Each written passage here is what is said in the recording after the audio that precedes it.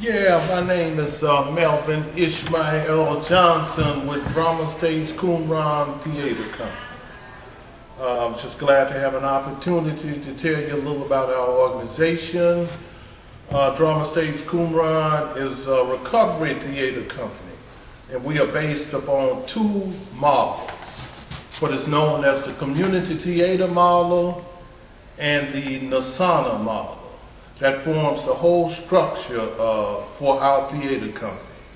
Now, the community theater model is the harmonious integration of 7 components working in a spirit of harmony to present community theater to the community.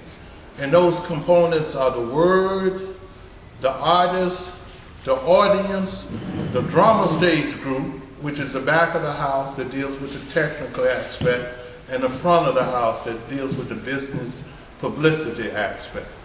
And then there's the Young People's Theater Company, there's the dance company, and then there's the anti-violence situation coping group, which is a conflict resolution group.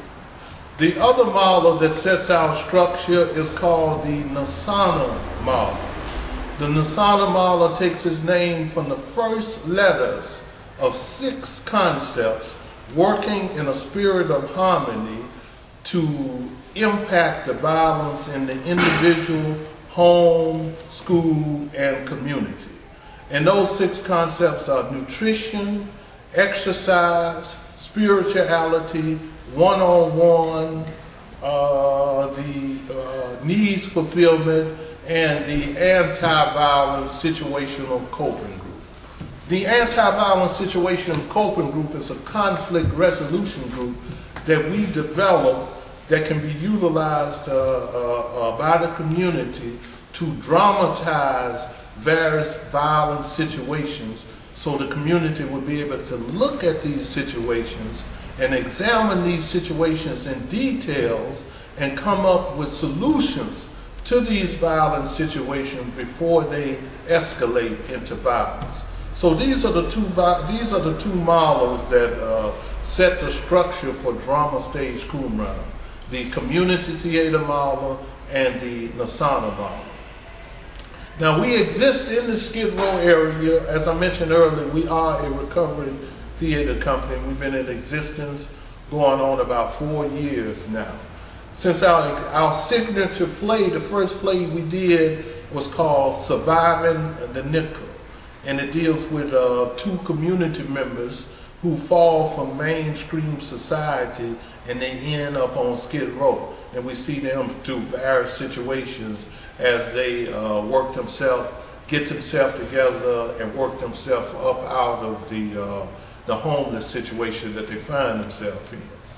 The second play that we did was a play called Catch the Tiger, and that deals with J. Edgar Hoover and Marcus Garvey.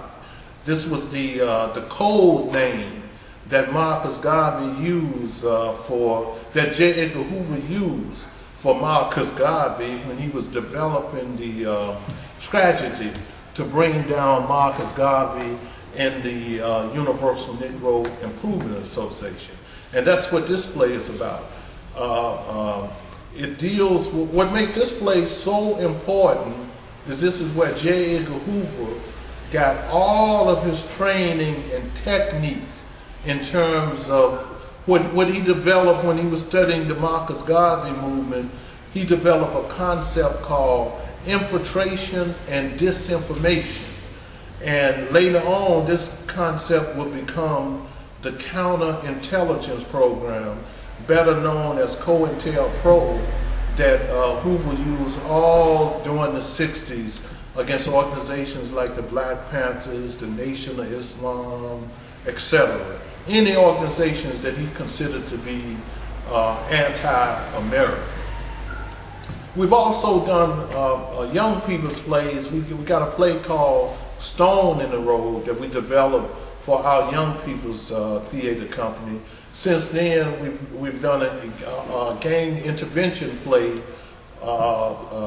called Wake Up, written by Mr. Timothy Big Mac Mackey. We also did a little short play that deals with group therapy and mental illness called Droop Scurvy, written by Mr. Alan Evans. We've done another play that we will be performing this coming Sunday at the Exchange in downtown LA. That's this coming Sunday, September the 20th at 4 o'clock. And that's right at the corner of 5th and Main in downtown LA.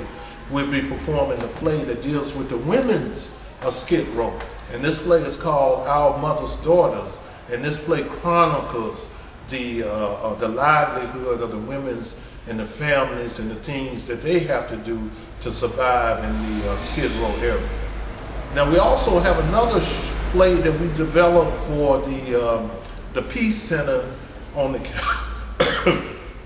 on the campus of USC. This play is called Nail Heads, and this play deals with the homeless situation, where you know, in the county of LA, at any given time, there are between 80,000 to 100,000 people that sleep on the streets of LA within this county every night.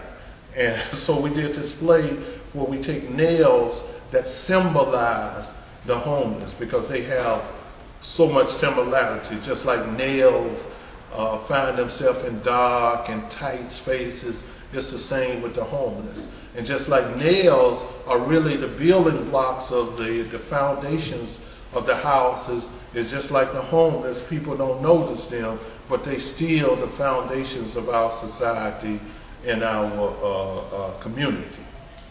Now, me, myself, I've been involved in the theater. I got involved in the theater back in the Detroit, Michigan area, the urban radical theater, when I was studying really the ideas of the Honorable Elijah Muhammad and the Nation of Islam in Temple No. 1 in Detroit, where they was talking about doing for yourself, self-help program, etc. like that. But we formed a theater company in Detroit called the African Renaissance Theater Company. And for a number of years, from 1977 all the way up to about 1985, we had a theater company. We worked out of the Langston Hughes Theater Company there. We did a couple productions, Inner City Travelers, a couple of comedies, short stuff about life in the urban Detroit area. We also had an opportunity to work with the first black television station in the nation. It was Channel 62 then, that came out in the late 70s. So Drama Stage Qumran, what we hope to accomplish here is to form a full-scale community theater company that is accessible and affordable.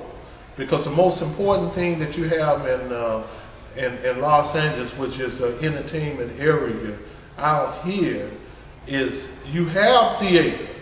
You have just as many theater companies here in Los Angeles as you have in New York, you know, off-Broadway theater company. But the problem is the affordability. You know, when you have ticket prices that are $50 and $60, the community members cannot really afford to attend. And so that's one of our goals, is to create an affordable theater that's accessible and about the community members. Thank you very much.